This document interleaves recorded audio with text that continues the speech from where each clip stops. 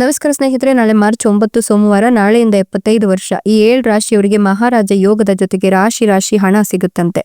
ಮಂಜುನಾಥ ಸ್ವಾಮಿಯ ಕೃಪಾಶೀರ್ವಾದ ಈ ರಾಶಿಯವರ ಮೇಲೆ ಇರೋದ್ರಿಂದ ಈ ರಾಶಿಯವರಿಗೆ ಅದೃಷ್ಟ ಖುಲಾಯಿಸ್ತಿದೆ ಅಂತ ಹೇಳಬಹುದು. ಹಾಗಾದ್ರೆ ಆ ಅದೃಷ್ಟವಂತ ರಾಶಿಗಳು ಯಾವುವು, ಅವುಗಳಿಗೆ ಏನೆಲ್ಲ ಲಾಭ ಸಿಗುತ್ತೆ ನೋಡೋಣ. ಅದಕ್ಕಿಂತ ಮೊದಲು ಮಂಜುನಾಥ ಸ್ವಾಮಿಗೆ ಭಕ್ತಿಯಿಂದ ಲೈಕ್ ಕೊಟ್ಟು ಪ್ರತಿದಿನ ದಿನ ಭವಿಷ್ಯ ತಿಳಿಯಲು ನಮ್ಮ ಚಾನೆಲ್ ಅನ್ನ ಸಬ್ಸ್ಕ್ರೈಬ್ ಮಾಡಿ. ಹಾಗೆ ಬೇಗನೆ ನಮ್ಮ ವಿಡಿಯೋದ ನೋಟಿಫಿಕೇಶನ್ ಪಡೆಯಲು ಬೆಲ್ ಬಟನ್ ಕ್ಲಿಕ್ ಮಾಡಿ ಆಲ್ ಅಂತ ಕ್ಲಿಕ್ ಮಾಡ್ಕೊಳ್ಳಿ. ಇನ್ನು ನಿಮ್ಮ ಜೀವನದ ಸಕಲ ಸಮಸ್ಯೆಗಳಾದಂತಹ ಸತಿಪತಿ ಕಲಹ, ಪ್ರೀತಿಯಲ್ಲಿ ಮೋಸ, ಭೂಮಿ ವಿಚಾರ, ಕೋರ್ಟ್ ಕೇಸ್, ವ್ಯಾಪಾರ, ಹಣಕಾಸಿನ ತೊಂದರೆ, ಸಾಲಬಾಧೆ, ಸ್ತ್ರೀಯರ ಗುಪ್ತ ಸಮಸ್ಯೆ, ಹೀಗೆ ಹಲವಾರು ಸಮಸ್ಯೆಗಳಿಗೆ ಶಾಶ್ವತ ಪರಿಹಾರ ಮಾಡಿಕೊಡ್ತಾರೆ. ಡಿಸ್ಪ್ಲೇ ಮೇಲೆ ಕಾಣ್ತಕ್ಕಂಥ ಗುರುಜಿ ನಂಬರ್ಗೆ ಒಮ್ಮೆ ಕರೆ ಮಾಡಿ ನೋಡಿ. ನಾಳೆ ಮಾರ್ಚ್ 9 ಸೋಮವಾರದಿಂದ ಮುಂದಿನ 75 ವರ್ಷ ಈ 7 ರಾಶಿಯವರಿಗೆ ಮಹಾರಾಜ ಯೋಗ ಸಿಗ್ತಾ ಇದ್ದು ರಾಶಿ ಹಣ ಸಿಗುತ್ತಂತೆ.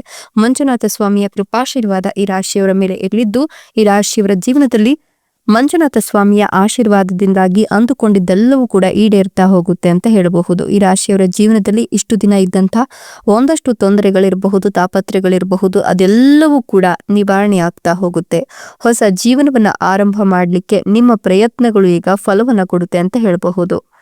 ಪ್ರೇಮ ಜೀವನ, ಮಕ್ಕಳು ಹಾಗೆ ಸೃಜನಶೀಲತೆ ಈ ಒಂದು ಕ್ಷೇತ್ರಕ್ಕೆ ಸಂಬಂಧಪಟ್ಟವರು ಜೀವನದಲ್ಲಿ ಲಾಭವನ್ನ ಕಾಣ್ತಾರೆ. ಇನ್ನು ನಿಮ್ಮ ಅಹಂಕಾರಕ್ಕೆ ಸಂಬಂಧಿಸಿದಂತ ಒಂದಷ್ಟು ಸಮಸ್ಯೆಗಳು ಉದ್ಭವಿಸಬಹುದು. ಹೀಗಾಗಿ ಸಂಬಂಧಗಳಲ್ಲಿ ಸಂಘರ್ಷಣವನ್ನ ಇದು ಉಂಟು ಮಾಡುತ್ತೆ. ಹೀಗಾಗಿ ಆತುರದ ನಿರ್ಧಾರಗಳನ್ನ ತೆಗೆದುಕೊಳ್ಳೋಕೆ ಹೋಗ್ಬೇಡಿ. ಸಾಧ್ಯವಾದಷ್ಟು ನಿಮ್ಮ ಭಾವನೆಗಳ ಮೇಲೆ ನಿಯಂತ್ರಣವನ್ನು ನೀವು ಕಾಯ್ದುಕೊಳ್ಬೇಕಾಗತ್ತೆ. ಕೌಟುಂಬಿಕ ಸಮಸ್ಯೆಗಳು ನಿವಾರಣೆಯಾಗತ್ತೆ.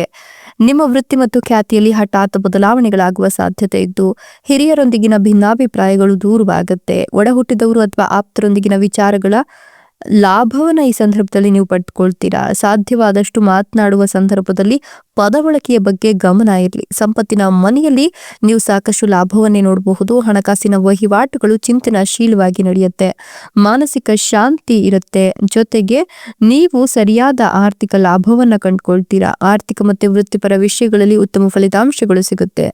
ನಿಮ್ಮ ತಾಳ್ಮೆ, ಕಠಿಣ ಪರಿಶ್ರಮ ಈಗ ನಿಮಗೆ ಫಲ ಕೊಡುತ್ತೆ ಅಂತ ಹೇಳಬಹುದು. ಸಾಧ್ಯವಾದಷ್ಟು ಆರೋಗ್ಯದ ಕಡೆ ಗಮನವನ್ನ ಕೊಡಿಸಿ. ನಿಯಮಿತ ತಪಾಸಣೆ ಮತ್ತು ಮುನ್ನೆಚ್ಚರಿಕೆಗಳನ್ನು ತೆಗೆದುಕೊಂಡಿದ್ದೇ ಆದಲ್ಲಿ ಆರೋಗ್ಯ ಸಮಸ್ಯೆಗಳು ನಿವಾರಣೆಯಾಗುತ್ತೆ. ಗಂಭೀರ ಸ್ವರೂಪದ ಆರೋಗ್ಯ ಸಮಸ್ಯೆಗಳಿಂದ ನೀವು ಮುಕ್ತಿಯನ್ನು ಪಡ್ಕೊಳ್ತೀರಾ. ಅನಿರೀಕ್ಷಿತ ಲಾಭಗಳು ನಿಮ್ಮ ಜೀವನದಲ್ಲಿ ಸಾಕಷ್ಟು ನೆಮ್ಮದಿಯನ್ನು ನಿಮಗೆ ತಂದುಕೊಡುತ್ತೆ ಅಂತ ಹೇಳಬಹುದು.